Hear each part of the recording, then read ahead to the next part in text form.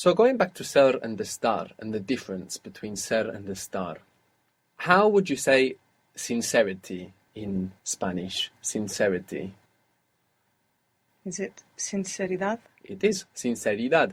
So if you had to guess what is sincere in Spanish, what would you guess? Sincero. Sincero. Sincero. Sincero. Good. So there's no rule for this. But if we have sincerity becoming sinceridad, we can guess that sincere will be very similar in Spanish, and we can play around and try to find the sincero. Good. So do you think to be sincere is a state or a characteristic? It can be both, depending on the situation. Indeed. But if you look at the concept of sincere, because this is how Spanish decides it, the concept of sincere, is it a state or a characteristic to be sincere? Well, if it's generally, it's a characteristic. But if we're talking about that moment that someone is saying something, then in that moment, they're in that state of being sincere. You're right, and our usage, and that's what we're going to look at now, can get around that. But Spanish is not looking at the use. It's looking just at the concept by itself. So, sincerity, is it a characteristic or is it a state? It's a characteristic. Good. So, it goes with ser. So, if you want to say, I am sincere, how would you say it? Soy sincero. Sincera. Good. Soy sincera. Good. And we are sincere? Somos sinceras, if it's women. Good. Or sinceros. Good. But, as you correctly said, you might want to say, I'm being sincere now. So, to give the meaning of I am being sincere, you will say very literally, I am being sincere. So how would you say that? I am being sincere. Estoy. I forgot the word for being. Ser is to be, in this case no, because it refers to sincero. So how would you make that ing? Vender, vendiendo, ser. Estoy siendo sincero. Or in your case it would be? Sincera. Good. Estoy siendo sincera or estoy siendo sincero. Honest in Spanish is honesto. Honesto. So how would you say we are being honest? Estamos siendo honestos. Good.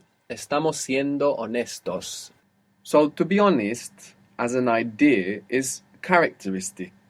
But this doesn't restrict us in Spanish. Of course, if you want to say we are being honest, we can do that in exactly the same way as we do in English. We are, estamos, being, siendo, our characteristic to be honestos. Estamos siendo honestos. Good.